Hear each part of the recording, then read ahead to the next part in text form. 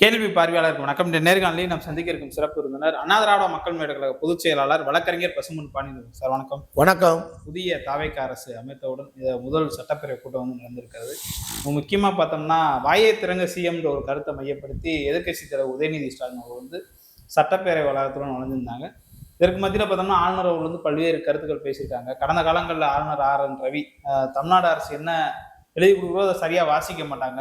முக்கியமா பார்த்தோம்னா பெரியார், அண்ணா, காமராசர் போன்ற வாசகம்லாம் தவிர்த்துருந்தாங்க. இந்த முறை தாவேக எழுதி கொடுத்து அப்படியே படிச்சிருக்காங்க. இப்படி பாக்குறீங்க சார்? கடந்த காலத்தில் இருந்த ஆளுநர் ஜனநாயக வரம்புக்கு மீறி எதேச்சதிகாரமாக டெல்லியின் கைக்கூலியாக டெல்லி ஏகாதிபத்தியத்தின் ஏவலாளியாக பாஜகவின் ஒற்றராக RN ரவி செயல்பட்டது பட்டவர்த்தனமான உண்மை. முதல்ல தமிழ்நாட்டுடைய திராவிட மாடல் திராவிட முன்னேற்ற கழக ஆட்சி அதிமுக ஆட்சி காலத்தில் கவர்னர் உரை தொடங்குவதற்கு முன்பாக தமிழ்தாய் வாழ்த்து, கவர்னர் உரை முடித்து அவையிலிருந்து அவர் வெளியே கிளம்பும்போது தேசிய கீதம் பாடப்படுவதுதான் மரபு. இன்னைக்கு 2 தடவை தேசிய கீதம் பாடுறாங்க. இதான் மாற்றம். இதான் தாவேகா தற்கூரி ஆட்சியினுடைய மாற்றம். கவர்னர் கடந்த திராவிட முன்னேற்ற கழக ஆட்சியின் போது கவர்னர் உரை என்று சொன்னாலே ஒரு ஆட்சி எதை நோக்கி நகலப் போகிறது, எந்த செயல் திட்டத்தை வடிவமைத்து மக்களுக்கு கடமையாற்றப் போகிறது என்பதை அரசு தயார் பண்ண உரையைத்தான் கவர்னர் மரபாக படிக்க வேண்டியதுதான். இது ஒரு ஜனநாயக சட்டசபை மாண்பு. பெரும்பாலும் இந்தியாவில் கவர்னர்கள் அரசு எழுதி கொடுத்த உரையை படிப்பார்கள். ஆனால் RN ரவி தமிழ்நாடு என்றே சொல்ல மாட்டேன்னு சொன்னார், தமிழகம் என்று சொன்னார். பெரியார் பேரை சொல்ல மறுத்தார், பாபா சாஹேப் அம்பேத்கர் பேரை சொல்ல மறுத்தார், பச்சை தமிழ் காமராஜர் பேரை சொல்ல மறுத்தார். இவர்களெல்லாம் சொல்ல மறுக்கும் போது அறிவுலக மேதை அண்ணாவை எப்படி சொல்லுவார்? அதையும் மறுத்தார்.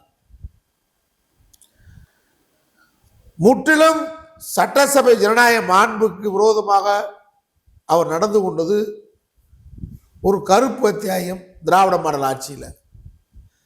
ஆனால் இந்த கவர்னர் ஃபுல் ஸ்டாப்பு, கமா எல்லாம் ஒன்று வரி இல்லாமல் கவர்னர் உரை வாசித்தார். நம்முடைய எதிர்க்கட்சி தலைவர் தம்பி உதயநிதி அவர்கள் சட்டமன்ற வளாகத்திலே இன்றைக்கு பத்திரிகையாளர் சந்திப்பிலே தெளிவாக சொல்லியிருக்கிறார். இந்த கவர்னர் முழுமையாக அரசு எழுதி கொடுத்த உரையை படிக்கின்ற காட்சியை நாம் பார்க்கின்ற பொழுது அவர் நாகரிகமாக சொல்லியிருக்காரு. பிஜேபிக்கும் தாவேகாவுக்கும் உறவுன்னு சொல்லியிருக்காரு. இது அவருடைய நாகரிகமான பேச்சு. இன்னும் பட்டவர்த்தனமா பளிச்சுன்னு மக்களுக்கு தெரிகிற மாதிரி சொல்லணும்டா அது என்னுடைய பாணி என்னன்னு கேட்டா, பாஜக பெற்ற கள்ள குழந்தை தாவேகா. தமிழ்நாடு அரசு RSSின் பினாமி அரசு தாவேகா. விஜய் பாஜக சங் பரிவார் பெற்ற கள்ள குழந்தைதான் விஜய். இங்கே பிஜேபிக்கு பழுதாக தாவேகா, இங்கே பிஜேபி முதலமைச்சருக்கு பதிலாக தாவேகா முதலமைச்சர் விஜய். இவ்வளவுதான் வித்தியாசம். இதான் என்னுடைய கருத்து. இந்த கருத்து தான் உண்மையான கருத்து, மக்களுக்கு எளிமையா நம்ம சொல்ல வேண்டிய கருத்து. ஆனால் தம்பி உதயநிதி அவர்கள் அவருடைய நாகரிகம் கருதி தெளிவாக சட்டமன்ற வளாகத்திலே பேட்டி கொடுத்திருக்கிறார். அதை விட அவர் தெளிவாக சொல்றார், நிதி ஆயோக் கூட்டத்தில் அண்மையில் நம்முடைய முதலமைச்சர் விஜய் போய் பேசும்போது டெல்லியில் திராவிட மாடல் ஆட்சி என்னென்ன திட்டங்களை நிறைவேற்றியதோ அதையெல்லாம் இவர் பெருமையாக பேசிட்டு இருக்கார். தளபதி ஸ்டாலின் முதலமைச்சராக இந்த தடவை போய் நிதி ஆயோக் கூட்டத்தில் பேச வேண்டியதை ஸ்டாலினுக்கு பதிலாக திமுக கடந்த கால ஆட்சியின் சாதனைகளை, திராவிட முன்னேற்ற கழகம் திராவிட மாடல் ஆட்சி செய்த திட்டங்களை விரிவாக நிதி ஆயோக் கூட்டத்தில் விஜய் பேசியிருக்காரு. இந்த 34 நாள்ல என்ன தாவேக அரசு என்ன செஞ்சிருக்குன்னு பேசியிருக்காரா? மருத்துவ சுகாதார அமைப்புல இந்தியாவிலே முதல் மாநிலமாக இருக்கிறோம். நேற்றைக்கு கூட வெங்கையா நாயுடு அவர்கள் முழு உடல் பரிசோதனைக்காக முன்னாள் நம்முடைய துணை ஜனாதிபதியாக இருந்த வந்து பார்த்துட்டு போயிருக்கிறார். அது மாதிரி இந்தியாவில் இருக்கக்கூடிய அனைத்து ஒன்றிய அமைச்சர்கள் அனைவருமே இங்க வந்து பார்த்துட்டு போறாங்க. அப்ப என்ன காரணம்? இங்க முழு சுகாதார கட்டமைப்பை திராவிட மாடல் ஆட்சி ஏற்படுத்தினது. அது மாதிரிதான் தொடர்ச்சியா நீங்க பார்த்தீங்கன்னு சொன்னா இந்தியாவில் இரட்டை இலக்க பொருளாதாரத்தில் பெரிய மாநிலமாக தமிழ்நாடு இருக்கு. விஜய் 34 நாள்ல கொண்டு வந்திருக்காரா? வெள்ளை அறிக்கைன்னு தற்கூறி வெளியிட்டிருக்காரு. என்ன வெள்ளை அறிக்கை? அது வெள்ளை அறிக்கையா? முன்னாள் நிதியமைச்சர் தங்கம் தென்னரசு அவர்களுக்கு சரியான பதில் கொடுத்திருக்காரு. அதுக்கு அந்த நிதியமைச்சரை உங்க நிதியமைச்சரை பதில் சொல்லுங்க பார்ப்போம்.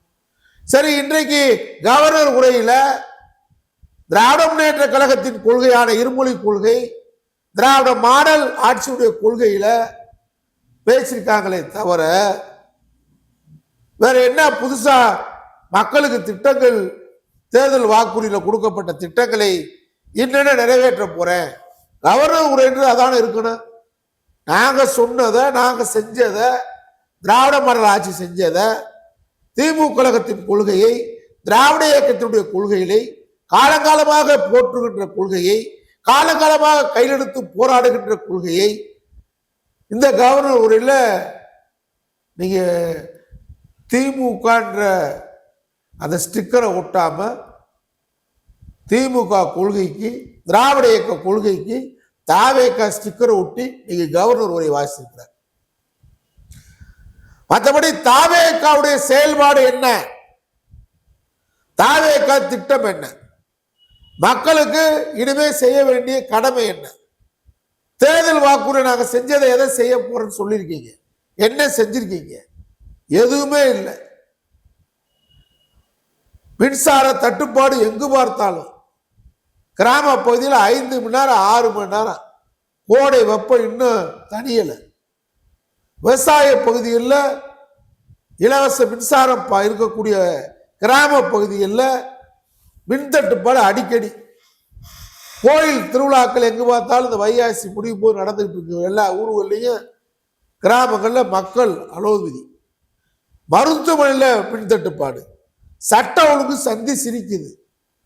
3 வயது குழந்தையிலிருந்து 9 நாள் குழந்தை வரைக்கும் பாதுகாப்பு இல்லை. 91 வயது கிளை வரைக்கும் பாதுகாப்பு இல்லை. சிங்க பெண்படை அமைத்து சிங்க பெண்படையில் இருக்கக்கூடிய அந்த படையில் சேர்ந்த பெண்களே எங்களுக்கு இந்த வேலையே வேணாம் அப்படின்னு சொல்ற அளவுக்கு வெளியேறாங்க. பெண் போலீஸ்க்கு பாதுகாப்பு இல்லை.